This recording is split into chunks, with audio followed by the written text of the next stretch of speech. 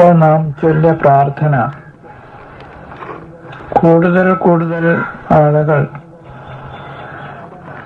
മനഃപ്പാഠമാക്കിയിട്ടുണ്ട്, പ്രാർത്ഥിക്കുന്നുണ്ട്. ഇതിനു മുമ്പ് കുറച്ച് ആളുകൾ മാത്രമേ ദൈവമേ കാത്തുകൊള്ളുകെന്നുള്ള പ്രാർത്ഥന ചൊല്ലിയിരുന്നുള്ളൂ. ഇപ്പോൾ നാം ഒരു സ്ഥലത്ത് പോയി പ്രാർത്ഥന സമയത്ത് നോക്കുമ്പോൾ എല്ലാവരുടെയും ചുണ്ടനങ്ങുന്നുണ്ട്, കൊച്ചു കുഞ്ഞുങ്ങളുടെയൊക്കെ പോലും. അതിൽ കൊച്ചു കുഞ്ഞുങ്ങളും ഏറ്റു ചൊല്ലുന്ന കാണുമ്പോഴാണ് നമുക്ക് വരും കാലത്തെ പറ്റി ഒരു പ്രത്യാശ നമ്മുടെ ഉള്ളിലുണ്ടാവുന്നത്. കുഞ്ഞ് അതിൻ്റെ അർത്ഥമൊന്നും ഇപ്പം അറിയണമെന്നില്ല. അമ്മ ചൊല്ലുന്ന കേൾക്കുമ്പോൾ കുഞ്ഞും ചൊല്ലുന്നു.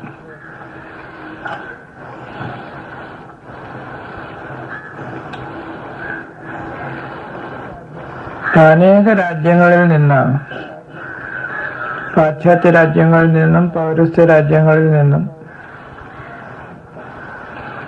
പഠിതാക്കൾ ഗുരുകുലത്തിൽ വരാറുണ്ട്, ഇപ്പോഴും വന്നിട്ടുണ്ട്. പിന്നെ മലയാളികൾ ചേർന്നിരുന്ന ദൈവമേ കാത്തുകൊള്ളുക എന്ന് പ്രാർത്ഥിക്കുമ്പോൾ ഇംഗ്ലീഷുകാരും ഫ്രഞ്ചുകാരും ഇറ്റാലിയന്മാരും ജർമ്മൻകാരും ഡച്ചുകാരും എല്ലാം അതുപോലെ നമ്മെപ്പോലെ തന്നെ അവരും ചൊല്ലുന്നുണ്ട്.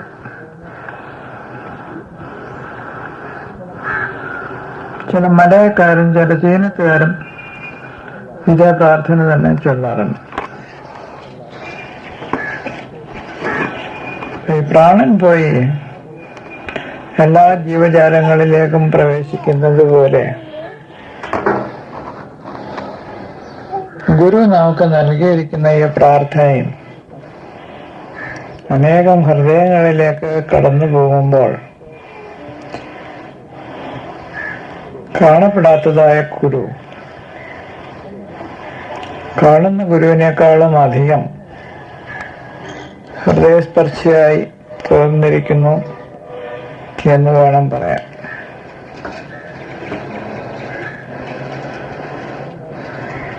ഇങ്ങനെയുള്ള ഈ മഹാഗുരുക്കന്മാരെയും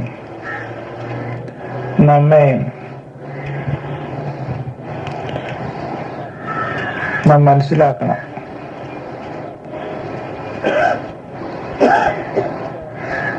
നമ്മളുടെ സ്വഭാവം, പെരുമാറ്റം, അന്വേഷണം ഇതെല്ലാം ഈ മഹാഗുരുക്കന്മാരുടേതിൽ നിന്ന് വ്യത്യാസമാണ്. ശ്രീനാരായണ ഗുരുദേവ കൃതികളിൽ രണ്ട് ശ്രദ്ധേയമായ കൃതികളുണ്ട്. അതിലൊന്ന് മുനിചര്യ പഞ്ചകമാണ്, വേറൊന്ന് നിർവൃത്തി പഞ്ചകമാണ്.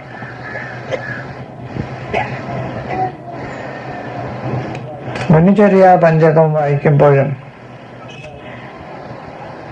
നിർവൃത്തി പഞ്ചകം വായിക്കുമ്പോഴും വായനക്കാരൻ ഓർമ്മിച്ചേക്കാവുന്നത്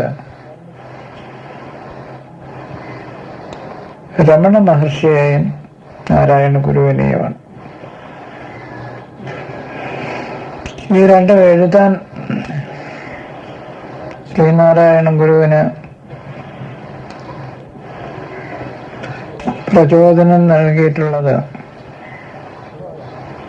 സന്ദർഭവശാൽ ഗുരുവിന്റെ യാത്രകളിൽ തിരുവണ്ണാമല പോകുവാനിടയായതും മഹർഷിയെ കാണുവാനിടയായതുമാണ്.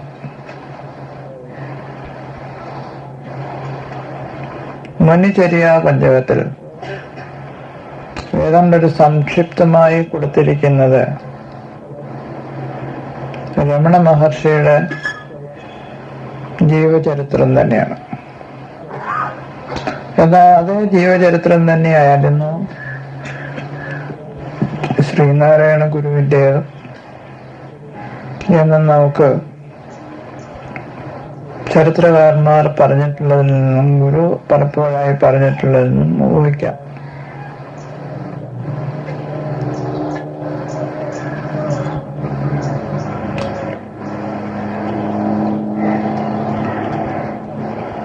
മുനിചര്യ പഞ്ചകത്തിൽ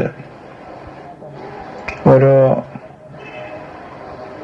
മഹാജ്ഞാനിയെ വർണ്ണിച്ചിരിക്കുന്നത് യാതൊരുവനാണോ അവന്റെ മടക്കിയ കൈ തലേണയായി തീരുന്നത്,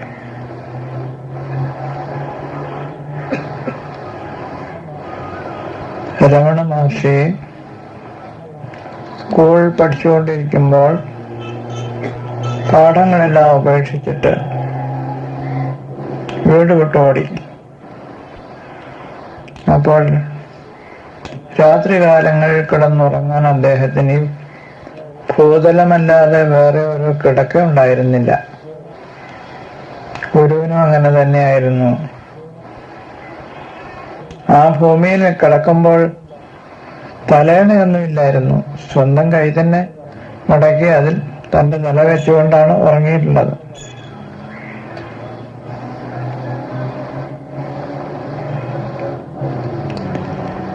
അവരുടെ ഒക്കെ ജീവിതത്തിന്റെ ആദ്യകാലം നോക്കുമ്പോൾ ആരും അവരെ ശ്രദ്ധിച്ചിട്ടില്ല.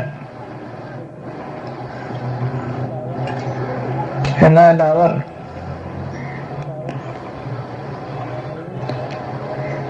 ജീവിതത്തിൽ കിട്ടിയ സ്വാതന്ത്ര്യത്തെ ദൈവത്തിന്റെ ഒരു സമ്മാനമായിട്ടാണ് കരുതിയിട്ടുള്ളത്. അതിൽ അവർ സന്തുഷ്ടരാകുന്നതല്ലാതെ എനിക്ക് കിടക്കാനിടമില്ലല്ലോ, തലയ്ക്ക് വയ്ക്കാൻ തലയണയില്ലല്ലോ, എന്നെ ആരും സൽക്കരിക്കുന്നില്ലല്ലോ, ഇങ്ങനെ ഒന്നും ഓർത്ത് വ്യസനിച്ചിട്ടില്ല. വ്യസനമില്ലാതെ തന്നെ അവർ ഒരു നേർവഴിയിൽ നടന്നുകൊണ്ടിരുന്നു.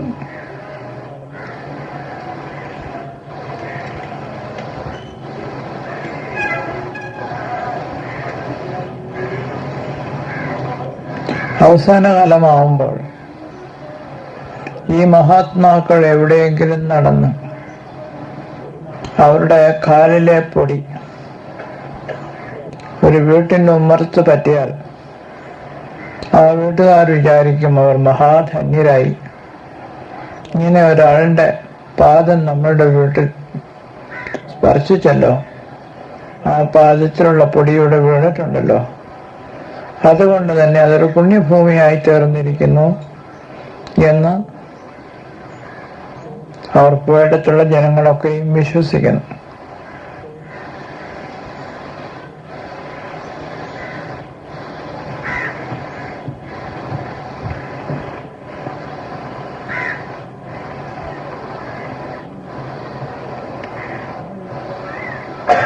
നമ്മൾ ലോകത്തിൽ ഇറങ്ങി നടക്കുമ്പോൾ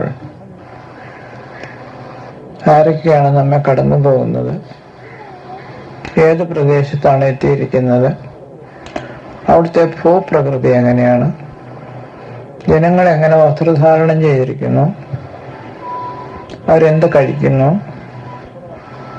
അവർ തമ്മിൽ മത്സരം ഉണ്ടെങ്കിൽ എന്താണ് മത്സരം, ചങ്ങാത്തം പിടിക്കുന്നെങ്കിൽ എന്താണ് ചങ്ങാത്തം, ഇതൊക്കെ അറിയുന്നതിന് നമുക്ക് താല്പര്യമാണ്. എന്നാൽ മുനിചര്യ പഞ്ചകത്തിലും നിർവൃത്തി പഞ്ചകത്തിലും പറയുന്നതായ ആ രണ്ട് മാതൃകകളെ എടുക്കുമ്പോൾ അവർ ബഹിർമുഖരല്ല, അവർ വെളിയിലേക്ക് നോക്കിയല്ല ജീവിക്കുന്നത്, ആത്മാവിലേക്ക് നോക്കിയാണ് ജീവിക്കുന്നത്. അവർ വഴിയിൽ കാണുന്നവരോടല്ല സംവാദം നടത്തുന്നത്. അവർ കാണുന്നത് ദൈവത്തെയാണ്, അവരുടെ വാക്കുകൾ പറയുന്നത് ദൈവത്തോടാണ്, അവരുടെ ജീവിതത്തിൽ അവർ കൂട്ടുകാരനായി കരുതിയിട്ടുള്ളതും ദൈവത്തെയാണ്. അങ്ങനെ ഈ ദൈവ സാന്നിധ്യത്തിൽ പൂർണ്ണമായി സ്വയം മറന്ന് ജീവിച്ചിരുന്ന ആ മഹാത്മാക്കളിൽ നിന്ന് വളരെ ദൂരത്താണ് നാം സാധാരണ ജീവിച്ചു പോരുന്നത്. എന്നാൽ നമുക്ക് അറിയണ്ടേ ഈ മഹാത്മാക്കൾ എങ്ങനെ മഹാത്മാക്കളായി? അവരെന്തുകൊണ്ട് ഇത്രയധികം സ്വാതന്ത്ര്യം അനുഭവിക്കുന്നു? എന്തുകൊണ്ട് എപ്പോഴും അവർ മോദസ്ഥിതരായി തന്നെ കഴിയുന്നു? ചിലപ്പോൾ അത് നമ്മെ സഹായിച്ചേക്കാം.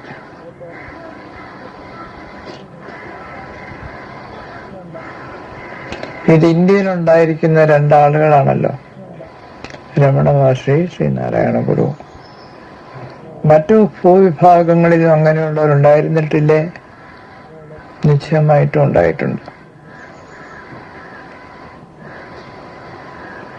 നമ്മുടെ രാജ്യത്ത് തന്നെ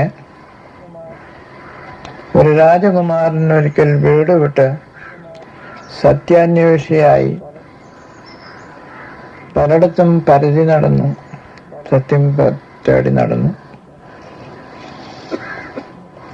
അദ്ദേഹം വേദനിപ്പിക്കുന്ന പലതിനെയും കണ്ടെങ്കിലും അദ്ദേഹത്തിന്റെ നോട്ടം ആ വേദനയിൽ നിന്ന് ഒഴിഞ്ഞ് പോകാനിടമുണ്ടോ എന്നായിരുന്നു. ഒരാളുടെ കയ്യിലിരിക്കുന്ന ഒരു സൂചി അല്ലെങ്കിൽ ദൂശി കയ്യിൽ നിന്ന്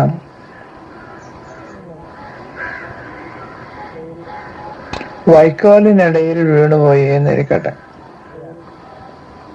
അയാൾക്കറിയാം അത് ദൂരെയൊന്നും ആയിരിക്കാനിടയില്ല. ഞാൻ ഈ വൈക്കോലിൻ്റെ ഇടയിൽ നിൽക്കുമ്പോഴാണ് എൻ്റെ കയ്യിൽ നിന്ന് അത് താഴെ വീണത്. എന്നാൽ നോക്കുമ്പോൾ കണ്ണിൽ വ്യക്തമായിട്ട് കാണുന്നത് 100 വൈക്കോലുകളാണ്. അതിലൊന്നിലും ശ്രദ്ധ വരുന്നില്ല. എൻ്റെ സൂചിയോടെ അപ്പൊ കാണപ്പെടുന്നതിനെല്ലാം ഓരോന്നായിട്ട് ത്യജിച്ച് ഇതല്ല ഇതല്ല ഇതല്ല എന്ന് ത്യജിച്ച് താൻ കാണാൻ ആഗ്രഹിക്കുന്നതായ സൂചിയെ പറ്റി മാത്രം ഓർത്തുകൊണ്ട് അന്വേഷിക്കുകയാണ്.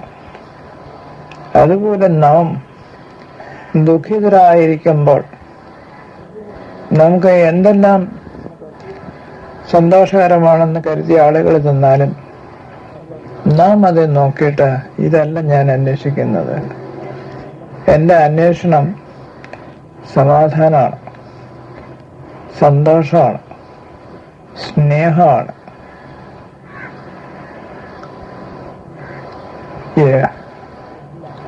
ഈ അമൂല്യം ആയിട്ടുള്ള അപൂർവമായിട്ടുള്ള ഒന്നിനെ നാം തേടുമ്പോൾ മറ്റെല്ലാം നമ്മുടെ കണ്ണിന് മുമ്പിൽ നിന്നാലും നമുക്കതൊന്നും സത്യമായി തോന്നുകയില്ല.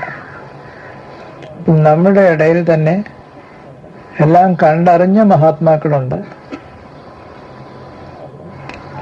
അവരെന്ത് കണ്ടറിഞ്ഞ് മഹാത്മാക്കളായോ അതിനെ കണ്ടിട്ടില്ലെങ്കിലും അതിനെ തേടുന്നവർ നമ്മളുടെ ഇടയിലുണ്ട്. പിന്നെ അനേകം പേർ ജീവിതത്തിന് ഇങ്ങനെയുള്ള എന്തെങ്കിലും അർത്ഥം ഉണ്ടെന്ന് പോലും അറിയാതെ ദൈനംദിന ജീവിതത്തിൽ മുഴുകി ജീവിക്കുന്നുണ്ട്. അവരുടെ കുറ്റമാണ്, അവരുടെ കുറ്റമല്ല. സാഹചര്യം അവരെ അങ്ങനെ ആക്കിയിരിക്കുന്നു. നാം ഇന്ന് ഗുരുദേവന്റെ സ്നേഹവായ്പിൽ നമ്മുടെ ഹൃദയം മുങ്ങി അതിൻ്റെ കുറച്ചുകൂടി പ്രകാശവത്തായിട്ടുള്ള അനുഭവത്തെ കൂടുതൽ ഇനിമയോട് രുചിച്ചു നോക്കുവാനൊരു അവസരം നോക്കിയാണ് വന്നിട്ടുള്ളത്. അപ്പോൾ ഈ 3 തരം ആളുകളെയും നാം വേറെ വേറെ മനസ്സിലാക്കണം.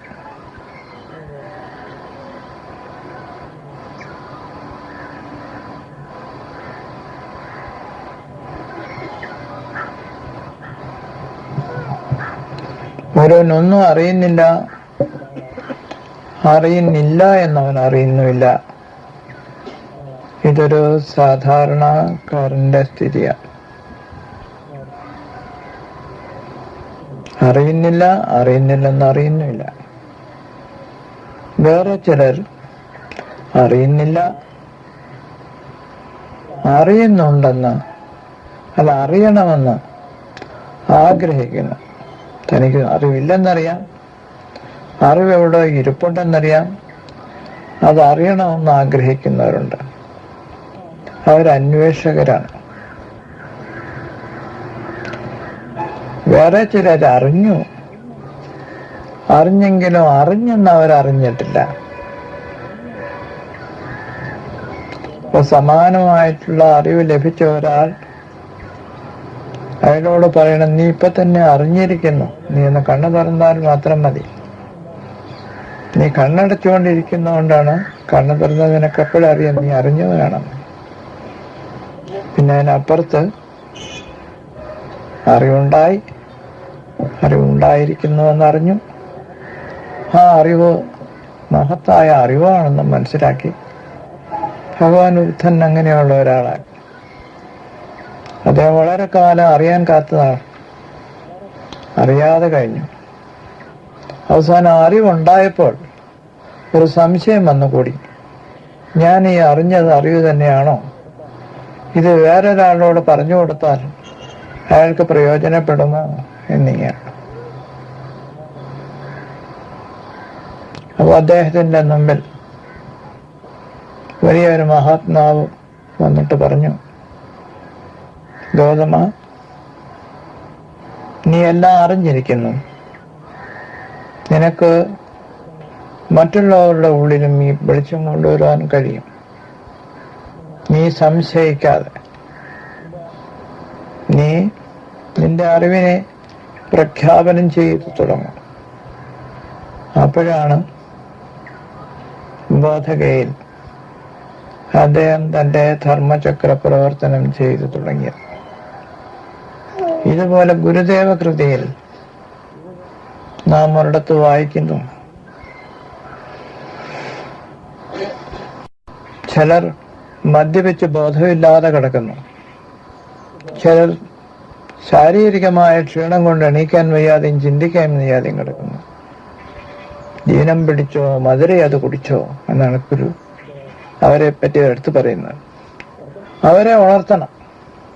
സ്വർഗത്തിൽ പോകുന്നതും ആത്മീയമായിട്ട് അമൃതം നുണയുന്നതും ഒക്കെ പിന്നെ ആവട്ടെ, തൽക്കാലം ഈ ഉറങ്ങിക്കിടക്കുന്നവരെ ഒന്ന് ഉണർത്തണം. ഈ കുടിക്കുന്നവരിൽ നിന്ന് അവരുടെ പാനപാത്രങ്ങൾ വിഷമാണെന്ന് പറഞ്ഞ് അടുത്ത് മാറ്റിക്കളയണം.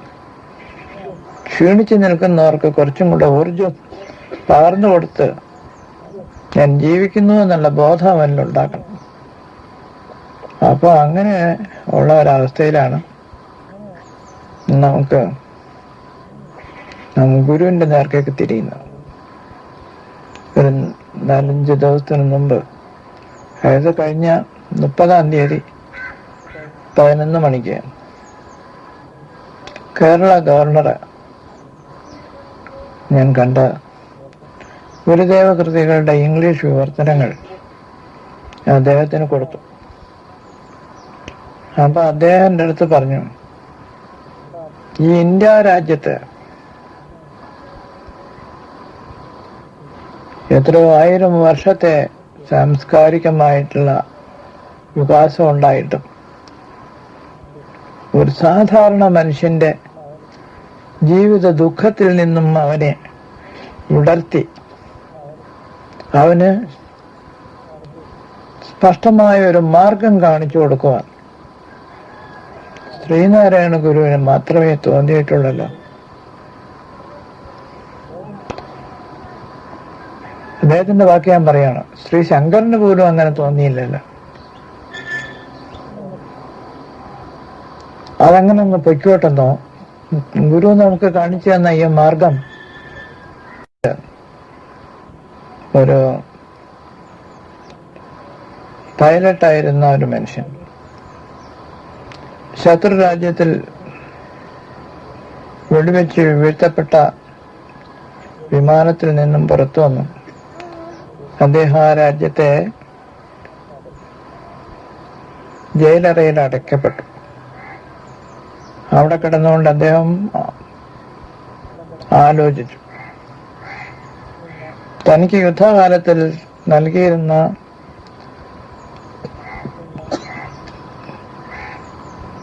നിയോഗം തന്റെ വിമാനത്തിനകത്ത് നിറയെ ബോംബുകളും നിറച്ചുകൊണ്ടുപോയി ഓരോരോ വലിയ നഗരങ്ങളുടെ കാതലായ സ്ഥാനത്ത് ഓരോ ബോംബെറിയുക. അത് ബോംബെറിഞ്ഞിട്ട് തന്നെ ദൂരക്കണ്ണാടി വെച്ച് ഇങ്ങനെ നോക്കും എന്ത് സംഭവിച്ചു. തീ ആളി കത്തുന്നു, കെട്ടിടങ്ങൾ തവിടുപൊടിയായി വീഴുന്നു, റോഡിലെല്ലാം കയ്യും കാലും മുറിഞ്ഞ് മനുഷ്യർ കിടക്കുന്നു. അപ്പോഴാണ് അദ്ദേഹത്തിന് തോന്നിയത്, ഇത് ഞാൻ ചെയ്യണോ? ഈ രാജ്യം എനിക്കറിയാൻ പാടില്ലാത്ത രാജ്യമാണ്, അവിടെ ആര് ജീവിക്കുന്നു എന്ന് എനിക്കറിയാൻ പാടില്ല. ഞാൻ എന്തിനു വേണ്ടി ഈ ബോംബ് അവരുടെ തലയിലെറിഞ്ഞു? എന്നോട് ഒരു ദോഷവും ഒരിക്കലും, എന്നോടാകട്ടെ എൻ്റെ രാജ്യത്തിനോടാകട്ടെ ഒരിക്കലും ദോഷം ചെയ്തിട്ടില്ലാത്ത ആളുകളുടെ തല പൊട്ടിയതാ അവിടെ കിടക്കും, ചത്തുകൊണ്ടിരിക്കുന്നു. കുഞ്ഞുങ്ങൾക്ക് മാതാപിതാക്കന്മാർ നഷ്ടപ്പെടുന്നു, വീടില്ലാത്തതായിത്തീരുന്നു. ഇത് ഞാൻ എന്തിനു ചെയ്യുന്നു? അപ്പൊ അദ്ദേഹത്തിന് തോന്നിയത്, ഇനി ബോംബ് ഇടുന്നതിന് പകരം ആ പട്ടണത്തിലേക്ക് തന്നെ തന്റെ വിമാനത്തെ താഴോട്ട് കൊണ്ടുവരിക. അപ്പോൾ വൈദേശികമായ ഒരു വിമാനം തങ്ങളുടെ രാജ്യത്ത് പട്ടണത്തിലേക്ക് വരുന്ന കണ്ടപ്പോൾ വെടിവെച്ചു വിമാനം താഴെ. അദ്ദേഹം അതിനകത്ത് നിന്ന് ഇറങ്ങി വന്ന് പറഞ്ഞു, സഹോദരന്മാരെ, ഞാൻ അപ്പോഴേക്കും അമേരിക്കയും ഫ്രാൻസും എല്ലാ ഐക്യകക്ഷികളായതുകൊണ്ട് തൽക്കാലം ആരും ഒന്നും ചോദിച്ചില്ല. എന്നാൽ അദ്ദേഹത്തിന് തോന്നി, ഇതല്ല, ഇത് ലോകത്തോട് പറയാം. മനുഷ്യരിങ്ങനെ ചിതറി ജീവിക്കരുത്, ഒന്നായി ജീവിക്കണം. അദ്ദേഹം പാരീസിലുള്ള അമേരിക്കൻ എംബസിയിലേക്ക് കടന്നു ചെന്നു പറഞ്ഞു, സാർ, ഞാനൊരു അമേരിക്കൻ പാസ്പോർട്ട് കൊണ്ടുവന്നാണ്. ഇനി എനിക്കതിലൊരു വിലയും കാണാൻ കഴിയുന്നില്ല. ഞാൻ മനുഷ്യരെ മാത്രം കാണുന്നു. ഞാൻ എന്തിനു വേണ്ടി ഈ ബോംബ് അവരുടെ തലയിലെറിഞ്ഞു? എന്നോട് ഒരു ദോഷവും ഒരിക്കലും, എന്നോടാകട്ടെ എൻ്റെ രാജ്യത്തിനോടാകട്ടെ ഒരിക്കലും ദോഷം ചെയ്തിട്ടില്ലാത്ത ആളുകളുടെ തല പൊട്ടിയതാ അവിടെ കിടക്കും, ചത്തുകൊണ്ടിരിക്കുന്നു.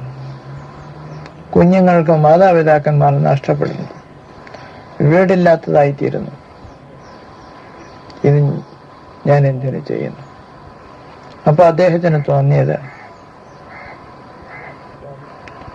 ഇനി ബോംബ് ഇടുന്നതിന് പകരം ആ പട്ടണത്തിലേക്ക് തന്നെ തന്റെ വിമാനത്തെ താഴോട്ട് കൊണ്ടുവരിക. അപ്പോൾ വൈദേശികമായ ഒരു വിമാനം തങ്ങളുടെ രാജ്യത്ത് പട്ടണത്തിലേക്ക് വരുന്ന കണ്ടപ്പോൾ, പിന്നെ അദ്ദേഹം പുറത്തു വന്നപ്പോൾ, യുദ്ധമെല്ലാം തീർന്നപ്പോൾ ഈ വിഷയത്തെ പറ്റി കൂടുതൽ ചിന്തിച്ചു. ലോകം ഒന്നല്ലേ? ലോകം ഒന്നാണ്. മനുഷ്യനൊന്നല്ലേ? മനുഷ്യനൊരു ഒറ്റ സമുദായമല്ലേ? പിന്നെ അതിൽ തന്നെ ഇങ്ങനെ ബോംബെറിയുവാൻ നിയോഗിച്ച രാജ്യത്തേക്ക് തിരിച്ചു പോകണം അദ്ദേഹത്തിന് തോന്നി. അദ്ദേഹം അമേരിക്കക്കാരനാണ്. അമേരിക്കയാണ് ജർമ്മനിയിലേക്ക് ബോംബെറിയാനായിട്ട് ഇദ്ദേഹത്തെ വിട്ടത്. അദ്ദേഹം പറഞ്ഞു, ഞാൻ ഇവിടെ തന്നെ നിന്നോളാം. തന്റെ കൈവശം വേറെ പാസ്പോർട്ടൊന്നുമില്ല അമേരിക്കയുടേതല്ലാതെ. എവിടെയെല്ലാം ഞാൻ ബോംബെറിഞ്ഞോ അവിടെ പോയി എന്തെല്ലാം നാശനഷ്ടം ഉണ്ടായോ അതിന് പരിഹാരം ചെയ്യാനാണ് ഞാൻ ആഗ്രഹിക്കുന്നത്. എന്റെ ബോംബേറ് കഴിഞ്ഞ് കൊണ്ട് കൈയും കാലും പോയിട്ടുള്ളവരെ ഞാൻ പോയി ശുശ്രൂഷിക്കട്ടെ. പൊട്ടിപ്പോയ പള്ളികളെല്ലാം ഞാൻ തിരികെ പണിതു കൊടുക്കട്ടെ. അവർക്കത് തീരെ ഇഷ്ടമായില്ല. ഭ്രാന്തൻ. ഉടനെ സൈക്കാട്രിസ്റ്റുകളെ വിളിപ്പിച്ച് ഭ്രാന്തൻ എന്ന് മുദ്ര ഒത്തിച്ചു. ഒരു കപ്പലിൽ കയറ്റി, നിന്റെ പഴയ വീട്ടിലേക്ക്, അമേരിക്കയിലേക്ക് തന്നെ പോകും. കപ്പൽ കുറച്ച് പോയപ്പോൾ അയാൾ പറഞ്ഞു, ഒരു മനുഷ്യൻ എങ്ങോട്ട് പോകണമെന്ന് അയാളല്ലേ തീരുമാനിക്കേണ്ടത്. വേറെ ആരെങ്കിലും നിർബന്ധിച്ചെന്ന് വിചാരിച്ച് എൻ്റെ മനസ്സ് പോകുമോ ലക്ഷ്യമല്ലാത്തിടത്തേക്ക്.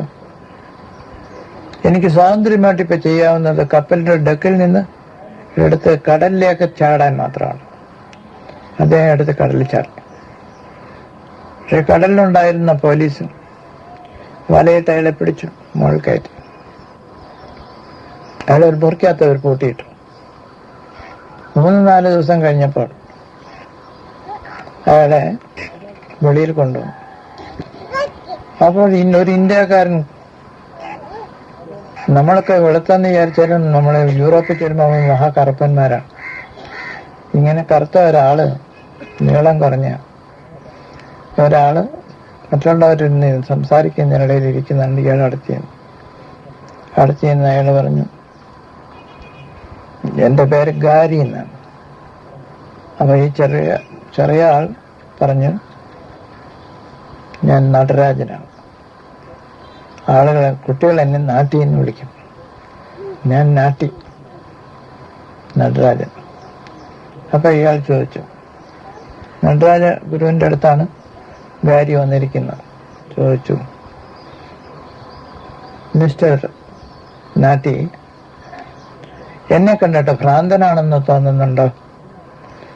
അപ്പൊ നടരാജ ഗുരു പറഞ്ഞു, തോന്നുന്നില്ലല്ലോ. ഈ ലോകം ഒന്നാണെന്ന് ഞാൻ വിശ്വസിക്കുന്നു, അതുകൊണ്ട് ഞാൻ ഭ്രാന്തനാണെന്ന് എല്ലാവരും പറയുന്നു. നടരാജ ഗുരു പറഞ്ഞു, മനുഷ്യരെല്ലാം ഒന്നാണെന്ന് പറയുന്ന ഭ്രാന്താണെങ്കിലും ഞാനും ഭ്രാന്തനാണ്, എന്റെ ഗുരുവും ഭ്രാന്തനാണ്. അപ്പൊ അദ്ദേഹം ചോദിച്ചു, ആരാണ് ഗുരു? അദ്ദേഹം എന്താണ് പറഞ്ഞത്? എന്റെ ഗുരുവിനെ സൈക്കാട്രിസ്റ്റുകളെ വിളിപ്പിച്ച് ഭ്രാന്തനെന്ന് മുദ്ര ഒത്തിച്ചു. ഒരു കപ്പലിൽ കയറ്റി, നിന്റെ പഴയ വീട്ടിലേക്ക്, അമേരിക്കയിലേക്ക് തന്നെ പോകും. കപ്പൽ കുറച്ച് പോയപ്പോൾ അയാൾ പറഞ്ഞു, ഒരു മനുഷ്യൻ എങ്ങോട്ട് പോകണമെന്ന് അയാളല്ലേ തീരുമാനിക്കേണ്ടത്. വേറെ ആരെങ്കിലും നിർബന്ധിച്ചെന്ന് വിചാരിച്ച് എൻ്റെ മനസ്സ് പോകുമോ ലക്ഷ്യമല്ലാത്തിടത്തേക്ക്. എനിക്ക് സ്വാതന്ത്ര്യമായിട്ട് ഇപ്പൊ ചെയ്യാവുന്നത് കപ്പലിന്റെ ഡെക്കിൽ നിന്ന് എടുത്ത് കടലിലേക്ക് ചാടാൻ മാത്രമാണ്. അദ്ദേഹം എടുത്ത് കടലിൽ ചാടി. പക്ഷെ കടലിലുണ്ട്. എന്നെ കണ്ടിട്ട് ഭ്രാന്തനാണെന്ന് തോന്നുന്നുണ്ടോ? അപ്പൊ നടരാജ ഗുരു പറഞ്ഞു, തോന്നുന്നില്ലല്ലോ. ഈ ലോകം ഒന്നാണെന്ന് ഞാൻ വിശ്വസിക്കുന്നു, അതുകൊണ്ട് ഞാൻ ഭ്രാന്തനാണെന്ന് എല്ലാവരും പറയുന്നു. അപ്പോൾ ഒരു ഇന്ത്യക്കാരൻ, നമ്മളൊക്കെ വെളുത്തെന്ന് വിചാരിച്ചാലും നമ്മൾ യൂറോപ്പിൽ ചെല്ലുമ്പോൾ മഹാകറുപ്പന്മാരാണ്. ഇങ്ങനെ കറുത്ത ഒരാള്, നീളം കുറഞ്ഞ ഒരാള് മറ്റുള്ളവരിൽ സംസാരിക്കുന്നതിനിടയിൽ ഇരിക്കുന്നുണ്ട്. ഇയാൾ അടുത്ത് അയാൾ പറഞ്ഞു, എൻ്റെ പേര് ഗാരി എന്നാണ്.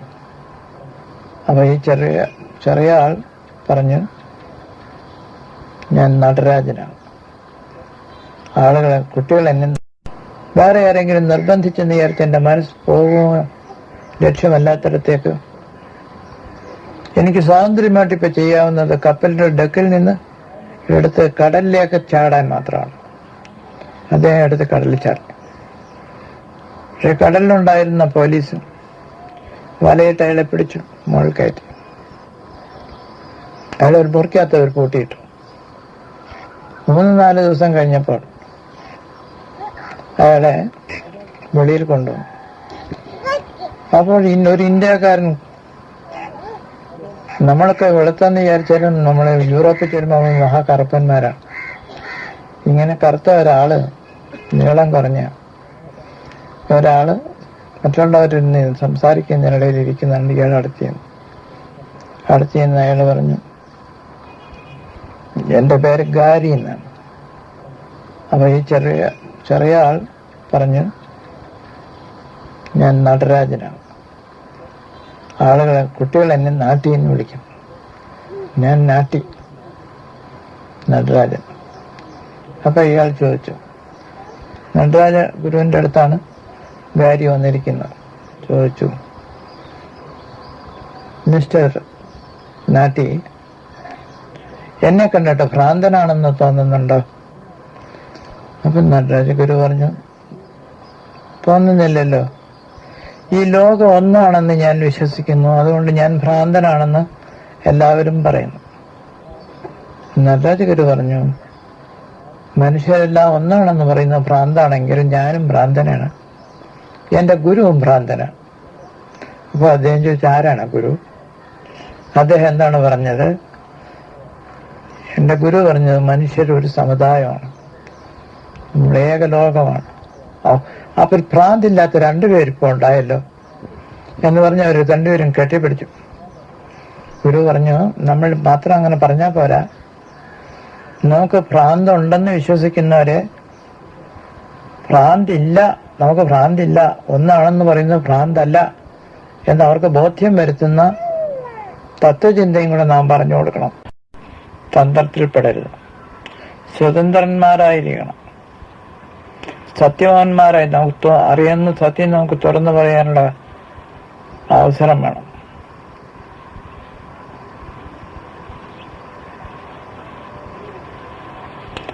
അപ്പൊ രണ്ടുപേർക്കും ഒരേമാതിരി അവർക്ക് മനസ്സിലായ സത്യം പറയാനും അങ്ങോട്ടിന് പകരാനും സൗകര്യമുണ്ടെങ്കിൽ അതിൻ്റെ അർത്ഥം അവർക്ക് സമതയുണ്ട്. ആ സമത അവർ സ്വതന്ത്രന്മാരാണ്. നമുക്കിങ്ങനെ പറഞ്ഞാലോ, ഒരു മനുഷ്യ കുടുംബം അവരനുഭവിക്കുന്ന ഒരേ ഒരു നീതി, ശരി, നല്ലത്, ആ നീതിയെ അളക്കാനുള്ള ഒരളവ് പോലെ, ശരി, അങ്ങനെ തന്നെയാണ്. എന്നാൽ നമുക്ക് ഈ മൂന്ന് വെച്ചുകൊണ്ട് മനുഷ്യവർഗത്തെ മുഴുവനും നയിക്കുന്നതായിട്ടുള്ള ഒരു സാമൂഹ്യ തന്ത്രം ഉണ്ടാക്കിയാലോ? ഗുരു പറഞ്ഞു, വളരെ നല്ലത്. അതിനെ നാം എന്ത് വിളിക്കണം? സ്വതന്ത്ര ജനതയുടെ സ്വതന്ത്ര ഗവൺമെന്റ്, സ്വതന്ത്ര സർക്കാർ എന്ന് വിളിക്കണം. സർക്കാർ എന്ന് പറയുമ്പോൾ അതിന് സൈന്യവും പാർലമെന്റും ഇലക്ഷനും ഒക്കെ വേണ്ടേ? വേണ്ട. പിന്നെ എങ്ങനെയാണ്? അപ്പൊ നിങ്ങളുടെ കണ്ണുകൊണ്ട് നിങ്ങൾ എന്തെങ്കിലും കാണുമ്പോൾ സന്തോഷിക്കുന്നെങ്കിൽ വേറെ ആരോടെയും ചോദിച്ചിട്ടാണോ സന്തോഷിക്കുന്നത്? അല്ല. എന്നാൽ നിങ്ങളുടെ കണ്ണുകൊണ്ട് നിങ്ങൾ കണ്ട് സന്തോഷിക്കുന്നതിൽ വേറൊരാൾ സന്തോഷിക്കുകയും അതിരിക്കുന്ന എടുത്തു മാറ്റി അയാൾ ദുഃഖിക്കുകയും ചെയ്യുന്നെങ്കിൽ നിങ്ങളത് എടുത്തു മാറ്റാൻ പാടുണ്ടോ? അയാൾക്കും എനിക്കും അത് ഒരുപോലെ പ്രിയമാണെങ്കിൽ അയാളുടെ പ്രിയത്തെ ഞാൻ തടയാൻ പാടില്ല. അപ്പോൾ നിങ്ങളുടെ കൈ അങ്ങോട്ട് നീണ്ടുപോയാലും നിങ്ങൾ ആ കൈ കൊണ്ട് ആ പൂവിനെ നുള്ളിയെടുക്കാതെ, അല്ലെങ്കിൽ ആ കാണുന്ന രത്നത്തെ എടുക്കാതെ കൈ പിൻവലിക്കുകയില്ലേ? പിൻവലിക്കും. അപ്പോൾ നിങ്ങളുടെ പെരുമാറ്റങ്ങളെ ഭരിക്കുന്ന ആരാ? ഞാൻ തന്നെ. അപ്പൊ എന്റെ ലോകത്ത് ഞാൻ ജീവിക്കുമ്പോൾ തന്നെ എന്റെ ലോകത്തിൽ എപ്രകാരം ജീവിക്കണമെന്നുള്ള തീരുമാനം ഞാൻ തന്നെ എടുക്കുന്നു. നിങ്ങളുടെ ഗവൺമെന്റ് ആരുടെയാണ്? ഞാൻ തന്നെ എന്റെ ഗവൺമെന്റ്, ഞാൻ തന്നെ എന്റെ ലോകം, ഞാൻ തന്നെ എന്റെ ഗവൺമെന്റ്. പോകട്ടെ, നിങ്ങളൊരു കുടുംബത്തിലെ അംഗമായിരുന്നില്ലേ?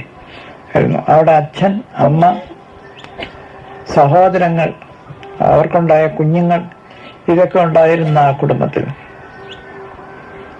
ചെറിയ കുഞ്ഞിന് ജോലി ചെയ്ത് ആഹാരം ഉണ്ടാക്കാൻ കഴിയുമായിരുന്നില്ലല്ലോ? ഇല്ല. അപ്പൊ അങ്ങനെ ഒരു കുഞ്ഞിനെ കാലത്ത് കാണുമ്പോൾ, നിങ്ങൾ ചായ കുടിക്കാനിരിക്കുമ്പോൾ അങ്ങനെ ഒരു കുഞ്ഞിനെയും കണ്ടാൽ ആ കുഞ്ഞിനും കൂടെ ആഹാരം കൊടുക്കണമെന്ന് തോന്നുകയില്ലേ? നിശ്ചയമായിട്ടും തോന്നും. അപ്പോൾ വെറും ഒറ്റയ്ക്കൊരാളുടെ ജീവിതമല്ല, ഒരു കൂട്ടുജീവിതം നമ്മൾ ചെയ്യുമ്പോഴും ആ കൂട്ടുജീവിതത്തിൽ ഓരോരുത്തരും അവരുടെ ഉണ്മയെ വേറൊരാളുടെ ഉണ്മയിൽ ഇപ്രകാരം കലർത്താമോ എന്ന് മനസ്സിലാക്കി അപ്രകാരം കലർത്തുന്നതിനുള്ള ഒരു തത്വാവിഷ്കാരം ചെയ്യുന്നില്ലേ? ചെയ്യുന്നുണ്ട്. അപ്പോൾ അതൊരു വെറും ഒരു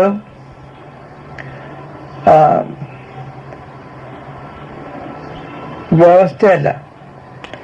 നാം നമ്മെ തന്നെ ഏതൊരു വ്യവസ്ഥയ്ക്ക് വിധേയമാക്കുന്നു, ആ വ്യവസ്ഥ തന്നെ ആ കുടുംബത്തിലുള്ള അച്ഛനെയും അമ്മയെയും സഹോദരങ്ങളെയും സഹോദരങ്ങളുടെ മക്കളെയും അച്ഛനമ്മമാരുടെ അച്ഛനമ്മമാരെയും എല്ലാം നമുക്ക് ആ സമൂഹത്തിൽ നമ്മുടെ ഒരു ഭാഗമായിട്ട് തന്നെ സമ്മേളിപ്പിച്ച് ഏവർക്കും ഗുണം ചെയ്യത്തക്കോടും പെരുമാറാം. അതിനെപ്പറ്റിയാണ് നാരായണ ഗുരു പറഞ്ഞിരിക്കുന്നത്. പ്രിയം അപരൻ്റെതൻ പ്രിയം, സ്വകീയ പ്രിയം അപരപ്രിയം, ഇപ്രകാരമാകും നയം. മനുഷ്യൻ ഒന്നിച്ച് ജീവിക്കുമ്പോൾ ഒരുവന്റെ പ്രിയം തന്നെ, എന്റെ പ്രിയം തന്നെ നിങ്ങളുടെയും പ്രിയമായിരിക്കണം എന്ന് എനിക്ക് മനസ്സിലാവണം. നിങ്ങളുടെ പ്രിയത്തെ ആദ്യം എനിക്ക് മനസ്സിലായില്ലെങ്കിൽ ഞാൻ മനസ്സിലാക്കി വരുമ്പോൾ എനിക്ക് അതിനെയും സന്തോഷത്തോടെ സമ്മതിക്കുവാൻ കഴിയും. ഞാനതിൻ്റെ ജീവിതത്തിൽ ഒരുപക്ഷെ പകർത്തിയില്ലെന്ന് വരാം, എന്നാലും നിങ്ങളെ ഞാൻ എതിർക്കുകയില്ല. അപ്പൊ ഇങ്ങനെ അവനവന്റെ ജീവിതത്തിൽ അവനവൻ തന്നെ ആ ജീവിതത്തെ ഭരിക്കുമ്പോൾ എന്തെല്ലാം വിട്ടുവീഴ്ചകൾ ചെയ്തു കൊടുക്കണം, എവിടെയെല്ലാം സമ്മതം പറയണം, എവിടെയൊക്കെയാണ് സ്വാനുഭവത്തിലിരിക്കുന്നതായ ശരിയെ മറ്റുള്ളവർക്ക് ബോധ്യപ്പെടുത്തി കൊടുക്കുവാനുള്ള ഉത്തരവാദിത്വം നാം ഏറ്റെടുക്കുന്നത്, ഇതെല്ലാം പറഞ്ഞു വന്നപ്പോൾ ഓരോ വീടും ഓരോ ഗവൺമെന്റാണെന്ന് അദ്ദേഹത്തിന് ബോധ്യമായി. ഈ വീട്ടുകാരനും അടുത്ത വീട്ടുകാരനും, ഒരാൾ ഒരു മതത്തിൽ വിശ്വസിക്കുന്ന മറ്റൊരു മതത്തിൽ, ഒരാൾ ഒരു പ്രത്യേക തരത്തിൽ ആരാധന സ്ഥലത്ത് വന്നു, ഇനി ഒരാൾ വേറെ തരത്തിലുള്ള ആരാധന സ്ഥലത്ത് പോകുന്നു. എന്നാലും ഒരുത്തൻ മുട്ടുകുത്തി പ്രാർത്ഥിക്കുമ്പോൾ വേറൊരുവൻ കാല് മടക്കിയിരുന്ന് പ്രാർത്ഥിക്കുമ്പോൾ അതും പ്രാർത്ഥനയാണ്, ഇതും പ്രാർത്ഥനയാണെന്ന് അവർക്ക് രണ്ടുപേർക്കും മനസ്സിലാവുന്നുണ്ടല്ലോ. ഒരുവൻ ദൈവനാമത്തെ ഉച്ചത്തിൽ വിളിച്ചു പറഞ്ഞ് ആഹ്ലാദിക്കുമ്പോൾ വേറൊരാൾ വേറെ ഒരു ഭാഷയിൽ അതേ ദൈവനാമത്തെ തന്നെ, അതേ ദൈവത്തിന്റെ വേറൊരു നാമത്തെ വാഴ്ത്തുന്നുണ്ടല്ലോ. രണ്ടുപേർക്കും തോന്നുന്നില്ലേ മഹനീയമായ ഒരു കർമ്മമാണ് നടന്നുകൊണ്ടിരിക്കുന്നത്, ഇതിനെ നാം അലങ്കോലപ്പെടുത്തരുതെന്ന് തോന്നും. അങ്ങനെ മനുഷ്യനും തമ്മിൽ എല്ലാ വിഷയത്തിലും രഞ്ജനമുണ്ടാക്കുവാൻ പോരുന്നത് എന്റെ ഹൃദയത്തിന്റെ ചില വേഴ്ചകൾ നിങ്ങളുടെ ഹൃദയത്തിലെ വേഴ്ചകൾക്ക് തുല്യമായിരിക്കും. ഞാൻ കണ്ട മരത്തിലെ ഇലകൾ എനിക്ക് മഞ്ഞയായതുപോലെ നിങ്ങൾക്ക് മഞ്ഞയായിരിക്കുന്നത് പോലെ എന്റെ ചില അനുഭവങ്ങൾ എനിക്ക് തോന്നുന്നതായിട്ടുള്ള സഹജമായ ആനന്ദം നിങ്ങളുടെ ചില അനുഭവങ്ങൾ നിങ്ങൾക്കും സഹജമായിരിക്കുന്നതുകൊണ്ട് നമുക്കത് അന്യോന്യം പങ്കുവയ്ക്കാൻ കഴിയും. അല്ലെങ്കിൽ ഞാൻ ഇന്ന അനുഭവിക്കുന്നു എന്ന് പറയുകയെങ്കിലും ചെയ്യാൻ സാധിക്കും. നിങ്ങൾ അതേപ്പറ്റി ഒരു കവിത എഴുതിയാൽ അത് ഏത് ഭാഷയിലുള്ള കവിതയാണെങ്കിലും ഭാഷ നമുക്ക് വിരോധമായിട്ട് വരുന്നില്ല.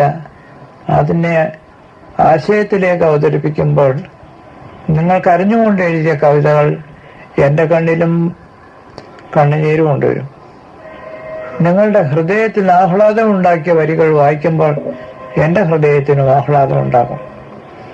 ഇങ്ങനെ നമുക്ക് നമ്മുടെ കലയിൽ കൂടി, നമ്മുടെ സാഹിത്യത്തിൽ കൂടി, നമ്മുടെ ചിന്താധാരയിൽ കൂടി ലോകത്തിന് പൊതുവായിരിക്കുന്നതായ ഒരു ആനന്ദത്തെ കണ്ടെത്തുവാൻ കഴിയുമെങ്കിൽ നാം എന്തിനതിനെ നഷ്ടപ്പെടുത്തണം? ഇതേപ്പറ്റി ഞാൻ കുറെ ചിന്തിക്കാൻ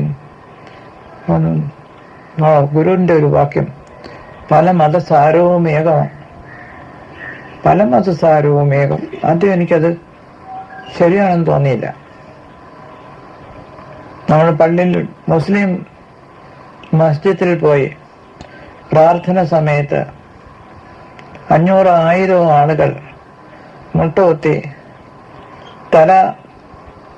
തലയിൽ തൊട്ടുകൊണ്ട് ചൊല്ലുന്ന വാക്കുകളും, പള്ളിയിൽ ക്രിസ്ത്യാനി പള്ളിയിൽ പോയി അവിടുത്തെ ആൾത്താരയിൽ നിൽക്കുന്നതായ പുരോഹിതൻ പാടിക്കൊടുക്കുന്ന പാട്ട് എല്ലാവരും കൂടെ പാടുകയും അവർ കൂടെ ഇരിക്കുകയും പിന്നെ എണീക്കുകയും ആകാശത്തിലേക്ക് നോക്കുകയും സ്വർഗസ്വനായ ഞങ്ങളുടെ പിതാവേ നിന്റെ നാമം വിശുദ്ധീകരിക്കപ്പെടണേ ഇങ്ങനെ പറയുന്നത് പോലെ അല്ലല്ലോ നാം ഗുരുവായൂർ അമ്പലത്തിൽ പോയി അവിടെ നട തുറക്കുമ്പോൾ ഭക്തി പാരവേശ്യത്തോടുകൂടി ആളിൽ നിന്ന് ഗുരുവായൂരപ്പ ഗുരുവായൂരപ്പ ഗുരുവായൂരപ്പ എന്ന് പറയുന്നത് അതുപോലെ അല്ലല്ലോ. അപ്പോൾ പിന്നെ നമുക്ക് എങ്ങനെ പറയാം പല മതസാരവും ഏകമെന്ന്. അപ്പോൾ നാം അത് പറയുന്ന വരുന്നാണ്.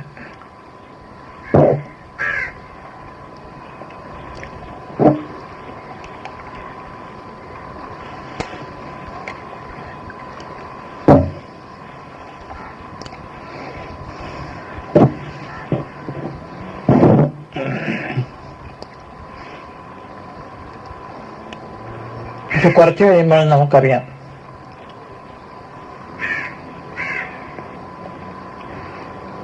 മസ്ജിദിൽ പോവുകയും നമസ്കരിക്കുകയും ഖുർആനിൽ വിശ്വസിക്കുകയും അത് പഠിക്കുകയും ചെയ്യുന്ന എൻ്റെ സുഹൃത്തിനോട് ഞാൻ അദ്ദേഹത്തിന്റെ ആത്മീയമായ അനുഭവത്തെ പറ്റി പറയുമ്പോൾ ചിലപ്പോൾ ദൈവസ്നേഹത്തെ പറ്റി ഓർത്ത് അദ്ദേഹം വിരുമ്പുന്നു.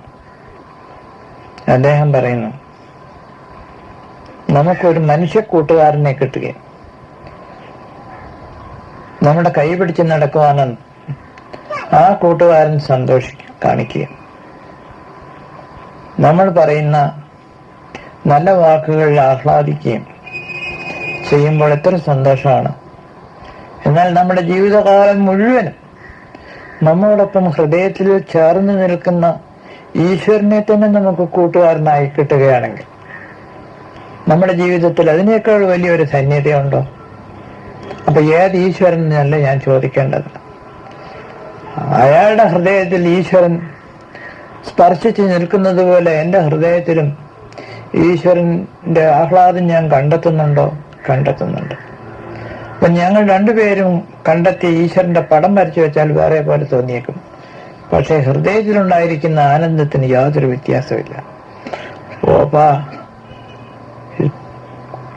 മസ്ജിദാണോ, മന്ദിരമാണോ, രാമനാണോ, റഹീമാണോ എന്നല്ല നമ്മെ കൊണ്ട് ചിന്തിപ്പിക്കേണ്ടത്. കണ്ണുനീര് വന്നു. ദൈവം എന്ന് വിചാരിച്ചപ്പോൾ കണ്ണുനീര് വന്നു.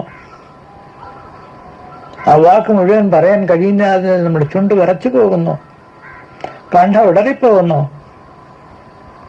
എങ്കിൽ നാം ഒരു മതസാരം തന്നെയാണ് അനുഭവിക്കുന്നത്.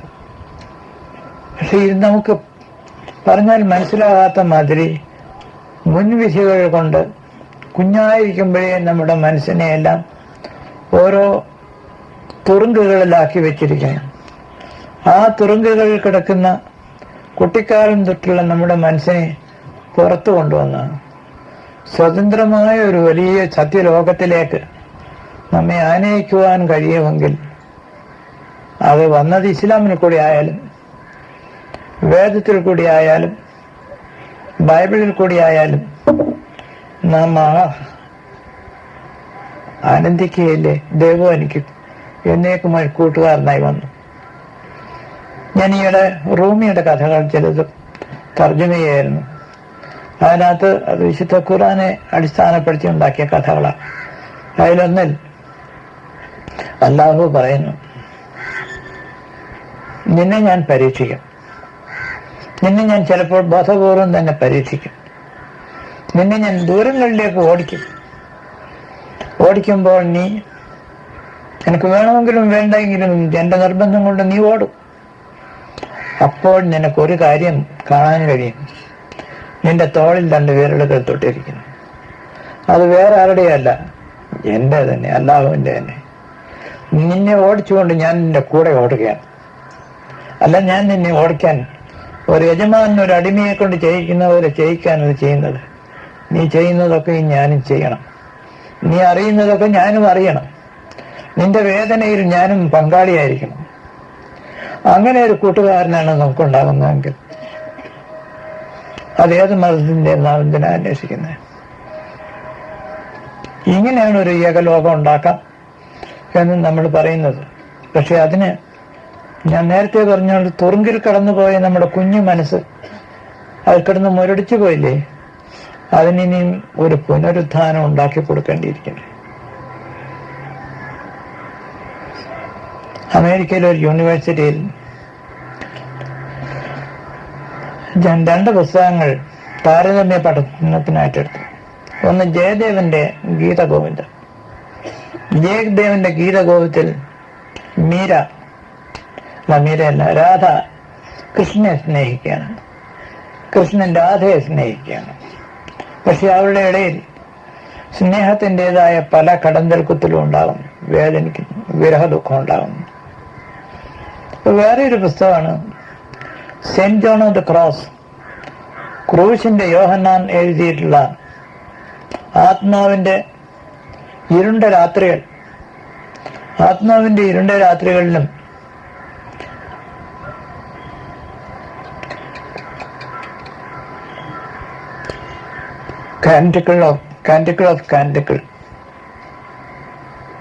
കാൻറ്റിക്കിൾ എന്ന് പറഞ്ഞാൽ സങ്കീർത്തനത്തിന്റെ സങ്കീർത്തനം. അതിൽ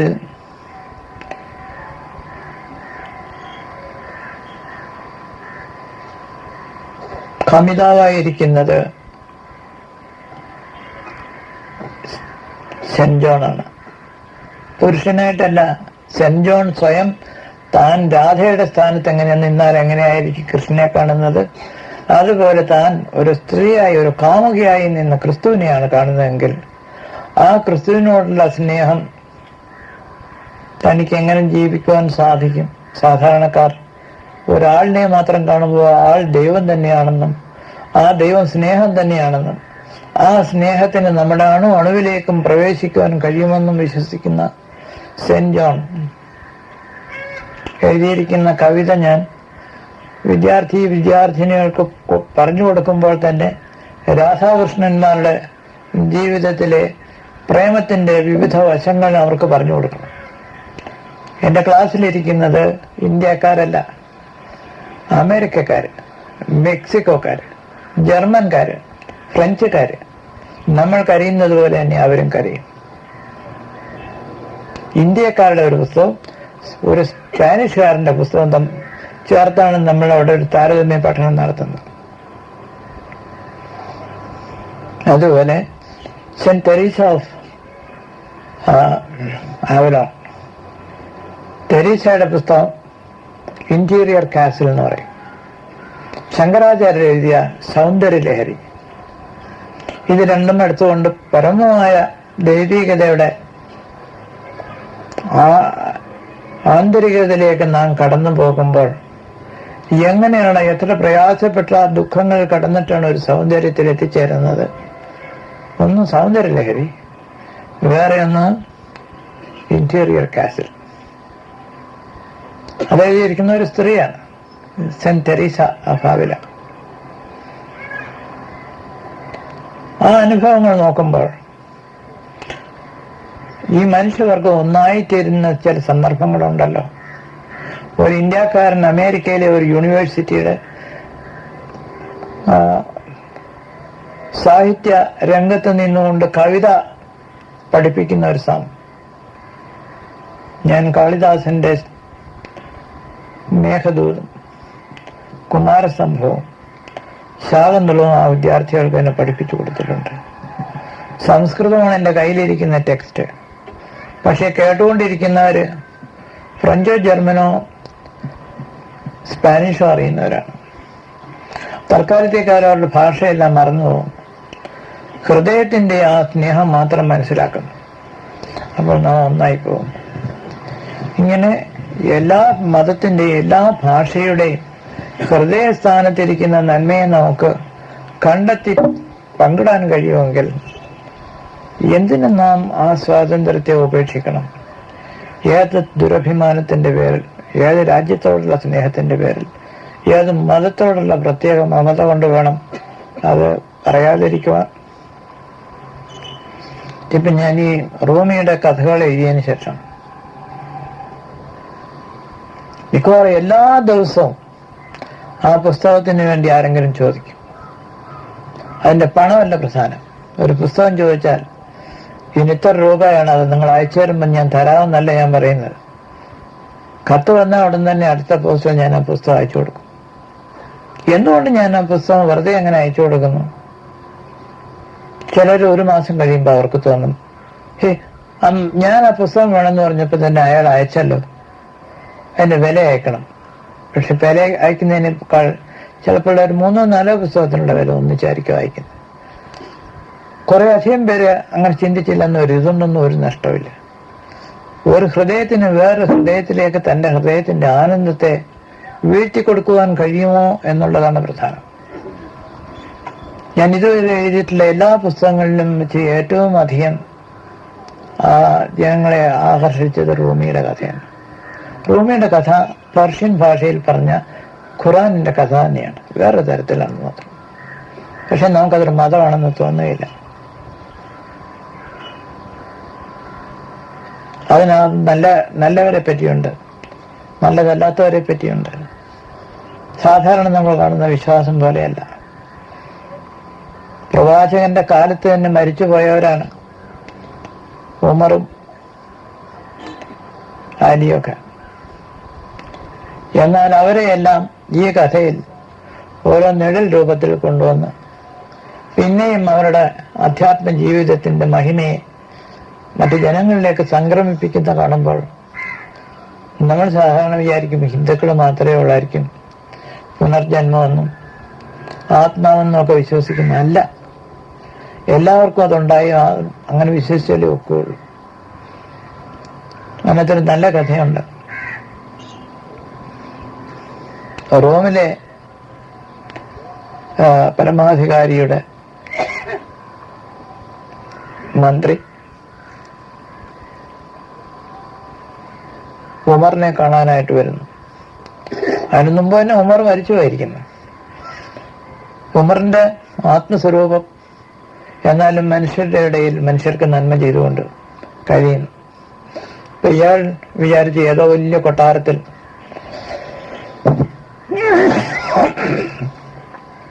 ഉമർ വലിയ സന്തോഷവാനായി കഴിയുകയായിരിക്കും. ഉമറുണ്ടെന്ന് പറഞ്ഞ സ്ഥലത്ത് വന്നു അവിടെ ഓരോരുത്തരോടും ചോദിച്ചു ഉമറിന്റെ കൊട്ടാരം അത്. അപ്പൊ അവിടെ നിന്ന് ഒരാൾ പറഞ്ഞു, ഉമറിന്റെ കൊട്ടാരമാണ് നിങ്ങൾ അന്വേഷിക്കെങ്കിൽ അങ്ങനെ ഒരു കൊട്ടാരമില്ല. ഉമർ ജീവിക്കുന്നത് പാദം നോക്കുക, കാരമരത്തിന്റെ ചുവട്ടിൽ ഒരു നിഴല് കടന്നുറങ്ങുന്നില്ലേ, അത് തന്നെയാണ് ഉമർ. ഇയാൾക്ക് അത്ഭുതമായി. വിശ്വാസികളുടെ ഏറ്റവും വലിയ നേതാവ് ഒരു നിഴലായിട്ട് വന്ന് ഒരു കാരമരത്തിന്റെ കീഴിൽ കിടന്നുറങ്ങുന്നു. അടുത്തു ചെന്നപ്പോഴേക്കും ഈ വലിയ സേനാനിയുടെ കാൽമുട്ടുകൾ വിറയ്ക്കാൻ തുടങ്ങി, അയാളുടെ കണ്ണ് നിറയാൻ തുടങ്ങി. അയാൾ പറഞ്ഞു, ഞാൻ എത്രയോ വലിയ യുദ്ധങ്ങൾ പങ്കെടുത്തവനാണ്, എന്നാൽ ഈ നിഴലിനെ കാണുമ്പോൾ എന്തുകൊണ്ട് എൻ്റെ കാല് വിറച്ചു പോകുന്നു, എൻ്റെ കണ്ണ് നിറഞ്ഞു പോകുന്നു, എനിക്ക് സംസാരിക്കാൻ കഴിയാതെ എനിക്ക് കത്കഥം വന്നു പോകുന്നു. ഇവിടെയാണ് നാം മതത്തിന്റെ അതിർത്തിരേഖകളെല്ലാം വിട്ട് ശുദ്ധമായ ആത്മാവിന്റെ മഹാനിവേദനത്തിലേക്ക് ഇറങ്ങിച്ചെല്ലുന്നത്. അങ്ങനെയാണെങ്കിൽ എന്തിനൊരു മതത്തിൽ നിന്ന് മാത്രം നാം ഒതുങ്ങി നിൽക്കണം? ഞാൻ ഭഗവത്ഗീത സ്വാധ്യായം പല പ്രാവശ്യം വ്യാഖ്യാനിക്കുകയും അവസാനം ഇംഗ്ലീഷിലും മലയാളത്തിലും ആധികാരികമായിട്ട് അത് എഴുതി പ്രസ്തുതം ചെയ്യുകയും ചെയ്തു. 10,000 പേജിലധികം ഉണ്ട്. ബൃഹദാരണ്യക ഉപനിഷത്ത് 3 വാല്യങ്ങളായിട്ട് ഇംഗ്ലീഷിലും മലയാളത്തിലും എഴുതി അത് പ്രസിദ്ധം ചെയ്തു. ഗവൺമെന്റ് ഓഫ് ഇന്ത്യ അത് വാങ്ങി ഇന്ത്യയിലുള്ള എല്ലാ സർവകലാശാലകളുടെയും ലൈബ്രറിക്ക് അയച്ചു കൊടുത്തു. അതെല്ലാം എന്നെ സന്തോഷിപ്പിക്കുന്നതാണ്. എന്നാൽ അതേ സമയത്ത് ശലോമോന്റെ സംഗീതം വായിക്കാൻ എനിക്ക് കഴിയുന്നില്ലെങ്കിൽ, ശലോമോന്റെ സംഗീതത്തിൽ എനിക്ക് ആനന്ദം കണ്ടെത്തുവാൻ കഴിയുന്നില്ലെങ്കിൽ എനിക്ക് എന്തോ തകരാറുണ്ട്. ക്രൂസിന്റെ യോഹന്നാൻ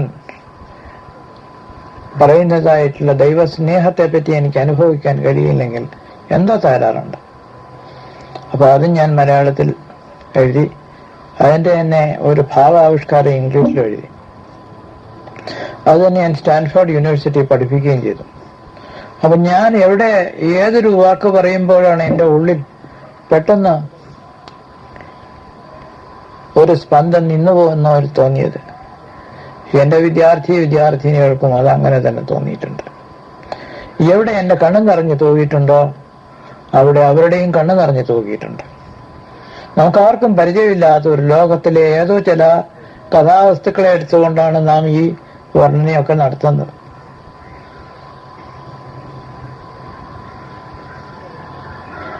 വിക്ടർ ഹ്യൂഗോയുടെ ഒരു കഥയുണ്ട്, കഥയല്ല, അദ്ദേഹത്തിന്റെ മകളുടെ കുഞ്ഞ്. അവൾക്ക് 5 വയസ്സുള്ളപ്പോൾ വിക്ടർ ഹ്യൂഗോ ആ കുഞ്ഞിന്റെ കൈ പിടിച്ചുകൊണ്ട് നടക്കാൻ പോകും. ഒരു വലിയ മരത്തിന്റെ ചുവട്ടിൽ പോയിരുന്ന ദിവസവും കുഞ്ഞിനോട് കഥ പറയും. അപ്പോഴൊന്നും അദ്ദേഹം ശ്രദ്ധിച്ചിട്ടില്ലാത്ത ഒരു കാര്യം ഉണ്ടായി. ഒരു ദിവസം കുഞ്ഞിന് കാലത്തെ ശല്യം ഒന്ന് മരിച്ചുപോയി. അതിനെ പള്ളിയിൽ കൊണ്ട് അടക്കിയിട്ട് പതിയെ പോലെ അന്നും വൈകിട്ട് ആ മരത്തിനടുത്തേക്ക് തന്നെ നടന്നുപോയി. കയ്യിലെന്തോ ഒന്ന് നഷ്ടപ്പെട്ടിരിക്കുന്നു. ചെറിയ കുഞ്ഞു മോള് വിരലിൽ പിടിച്ചിരിക്കുന്നിടത്ത് തണുപ്പ്. ആ കുഞ്ഞിന്റെ നഷ്ടം. അവിടെ ചെന്ന് താൻ മരച്ചോട്ടിലിരുന്ന് കൈകൊണ്ട് ഇങ്ങനെ തപ്പിയപ്പോൾ ഒരുപാട് പൂമൊട്ടുകൾ തറയിൽ കിടക്കുന്നു, വിരിഞ്ഞിട്ടില്ലാത്ത പൂവുകൾ. അതിലൊരു പൂമൊട്ട എടുത്ത് നോക്കിയപ്പോ കരച്ചിൽ വന്നു. വിക്ടർ ഹ്യൂഗോ പറഞ്ഞു, ദൈവമേ, നിനക്ക് എത്ര ആയിരം മരങ്ങൾ, ഓരോ മരത്തിലും എത്ര കോടി പൂക്കൾ. അതിലൊന്നു കാലമെത്തുന്നതിന് മുമ്പ് കരിഞ്ഞ് താഴെ വീണു പോയാൽ നിനക്കത് സാരമില്ല. നിനക്കിനിയും 1000 ആരാമങ്ങളിൽ പൂക്കൾ നിറയ്ക്കാം. എന്റെ ദൈവമേ, എന്നെ നോക്കാതെ നിന്റെ തലയൊന്ന് ചിരിക്കൂ. ഞാൻ മനുഷ്യനാണ്, ഞാൻ കരഞ്ഞോളട്ടെ. ഇത് വളരെ ഹൃദയസ്പർക്കാണ്. അപ്പൊ ഞാനതൊരു പാട്ടായിട്ട് എഴുതി. നിത്യജീവന്റെ ഗീതങ്ങൾ എന്നുള്ളതിനകത്ത് പാട്ട് കാണും. അതൊരു ഈയിടെ ഒരു 17 വയസ്സുകാരനായൊരു കുട്ടി അത് പഠിച്ചുകൊണ്ട് വന്ന് എന്നെ മുമ്പിൽ നിന്ന് അവൻ തന്നെ അത് പാടി. ദൈവമേ, ഞാനും ഒരു മനുഷ്യൻ, നീ നിന്റെ തല അങ്ങോട്ട് തിരിയെന്ന് പറഞ്ഞപ്പോൾ എനിക്ക് കണ്ണുനീർ അടക്കാൻ കഴിഞ്ഞില്ല. അവനും കണ്ണുനീര് വീഴ്ത്തിക്കൊണ്ട് തന്നെയാണ് ആ പാട്ട് പാടുന്നത്. ഇതാരുടെ ഹൃദയത്തെയാണ് സ്പർശിക്കാത്തത്? അവിടെ വെച്ചൊക്കെയാണ് നാം തിരികെ മനുഷ്യരായിത്തീരുന്നത്. ഈ അനുഭവം എത്ര കണ്ട് നാം നമ്മുടെ കുഞ്ഞുങ്ങളിലേക്കൂടെ പകർത്തി കൊടുക്കുവാൻ ആദ്യമേ തന്നെ ശ്രമിക്കുമോ, അവിടെ നാം വിജയിക്കും.